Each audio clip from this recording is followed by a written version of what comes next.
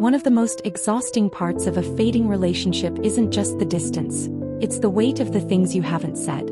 You carry them like a heavy secret hidden in your heart, fearing that if you speak up, you'll cause a storm you aren't ready for.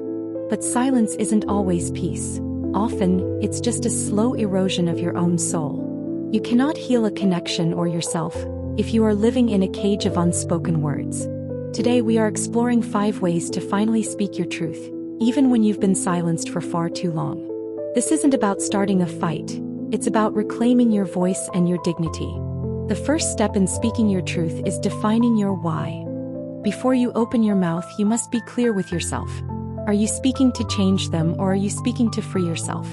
If your goal is to force a specific reaction from a partner who has already checked out, you will likely leave the conversation feeling more defeated than before. But if your goal is simply to be honest about your feelings, you have already won. When you speak for your own integrity, you take the power back. You are no longer waiting for their permission to feel what you feel. The second way is to use I statements instead of you accusations. When we feel hurt, our instinct is to point fingers. We say, "You never listen," or "You've become so cold." This immediately puts the other person on the defensive and the walls go up.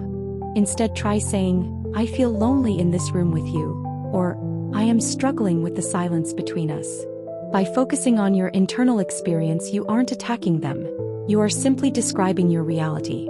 It is much harder for someone to argue with how you feel than with what you accuse them of doing. Thirdly, you must embrace the power of the pause. One of the reasons we stay silent is the fear of being misunderstood or shut down. When you finally do speak, the other person might try to deflect, minimize, or gasp at your feelings. This is where the pause becomes your greatest tool. You don't have to fill the silence. If they give you a cold or dismissive answer, just sit with it for a moment. The pause shows that you are not desperate for their approval. It shows that you are standing firm in your truth and you are waiting for them to meet you there. The fourth way is to prepare for the uncomfortable exit. Sometimes speaking your truth won't lead to a breakthrough. It will lead to an ending. You must be mentally prepared for the possibility that your honesty will be met with more indifference. This is the hardest part of finding your voice, realizing that your truth might be the very thing that finally breaks the bond. But remember, a relationship that requires you to stay silent to keep the peace is not a peaceful relationship at all. It is better to stand alone in your truth than to be together in a lie. Finally, you must validate yourself. Do not wait for them to say, "You're right," or "I'm sorry." If they have already reached the stage of emotional detachment, they may never give you the closure you desire. You must provide that closure for yourself.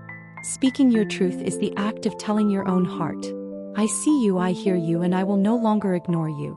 That is where true healing begins. It's the moment the hidden parts of you are finally brought into the light. If you are struggling to find the words today, know that your voice matters. Your feelings are not a burden. They are a compass pointing you toward the life you deserve. If this video gave you the courage to speak up, please hit the like button. We are on a mission to reach 1,000 subscribers here at Hidden Heart HQ, and every one of you who joins us helps build this home for healing. Comment below, what is one thing you've been holding back? Let's release it together. For more guidance on the unspoken truths of love and family, subscribe and hit the bell. Your journey is far from over, and you don't have to walk it in silence. We will see you in the next video.